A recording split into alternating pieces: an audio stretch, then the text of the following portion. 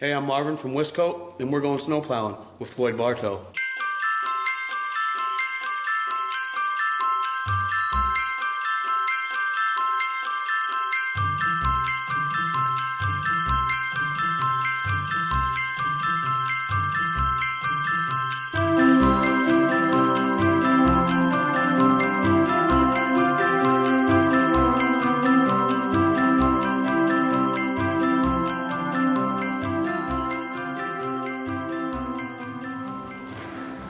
Hey guys, it's Marvin from Wis-Coat, and it's Wis-Coat Wednesday again. Today, I'm over at my friend Floyd Bartow's. Floyd does lawn care in the summer.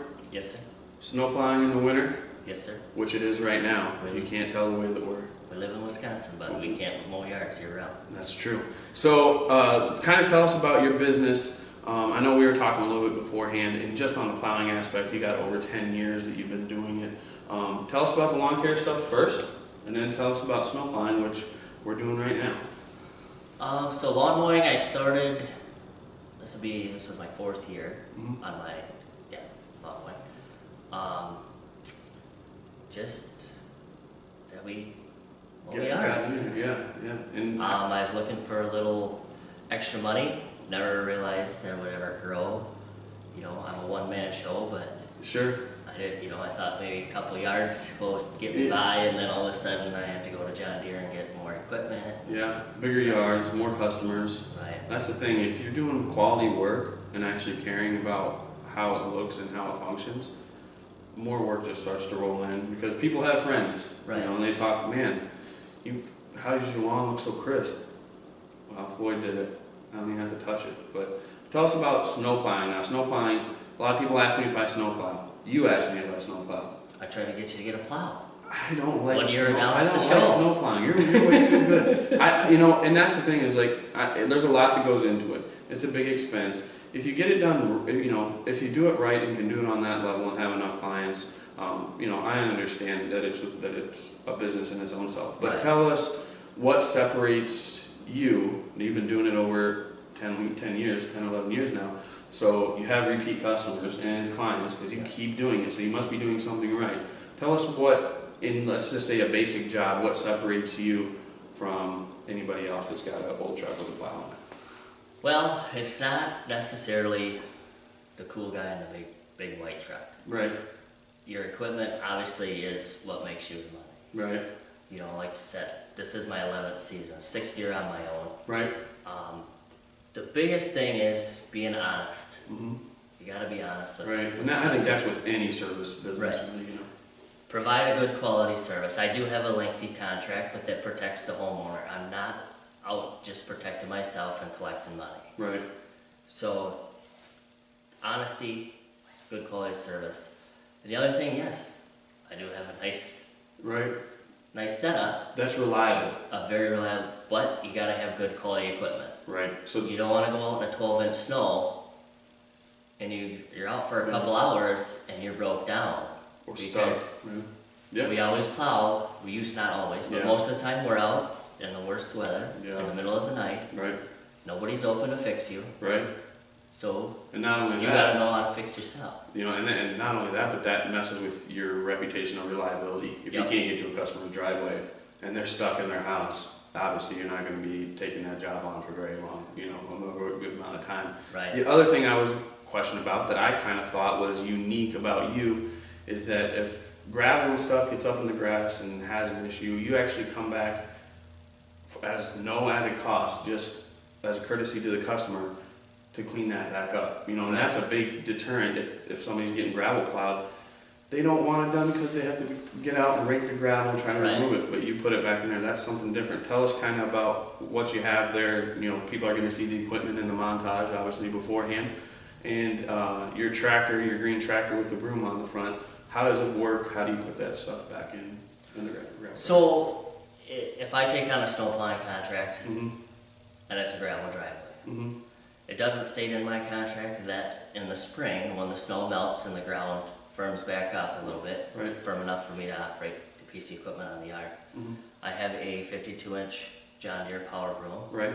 which I go back in the spring to every gravel driveway that I've done even if they didn't sign a lawn mowing contract with me, because Right. the average homeowner doesn't want to take gravel through their Lawnmower. because Right. I don't, so I Right. wouldn't expect them to. So Sure. then I go back in the spring and go through, and we put the gravel back on the driveway with the broom. Right. All it is a power broom. It Yeah. operates all hydraulically from my tractor, and Yeah. You know, that's kind of just a courtesy. You it's know? just a courtesy. Right. It's You know, that's it's an like- added bonus. Yeah. Customer satisfaction is at one of the top of my Right, list. and we're in a rural area where Yeah. that's a major thing. You know, if Yeah. you run a small business in a rural area, that's a major thing. You know, that's like when we do a driveway, Floyd's already getting calls for snow plowing.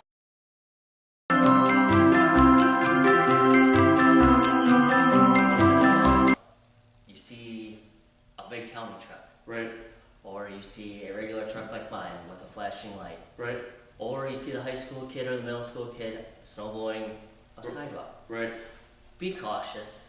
We're all out here doing the same thing. exactly. We're cleaning up the mess that Mother Nature left us because we live in the great state of Wisconsin. Mm-hmm. Just be safe, be cautious. We back out into major highways. Yeah. You know, we are supposed to be cautious Slow down. too. Yes. Just slow Slow down. You down. see the flashing lights. Be aware and slow down. They're not on there just to look pretty. And that's one of the things is common courtesy. You know, just with a service business. When we get done seal coating a driveway, we go back at night, make sure everything cured and adhered just fine if that's within what we can do. We just want to make sure everything's done right. We want to be able to come back to a repeat customer and work for them. So I know that we're on the same plane there as far as that goes. But go ahead. Out here in the rural areas, Yeah, that's bread and butter.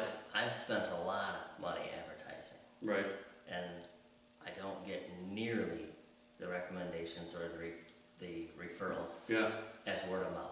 right, You right. can in rural communities, That's it. it's I know. a good reputation or it's a bad reputation. Yeah.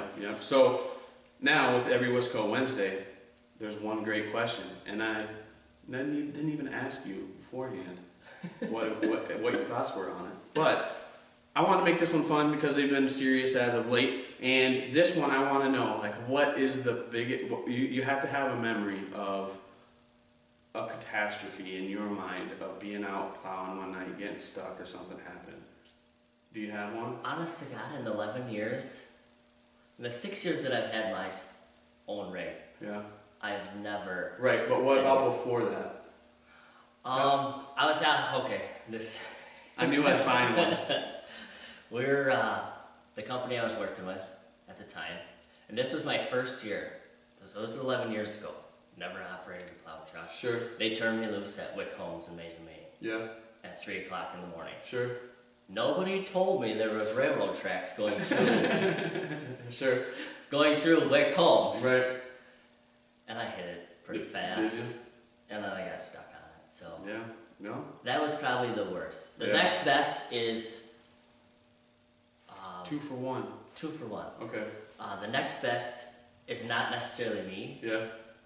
but a few years ago I got a phone call, and another plow driver was stuck. Yeah.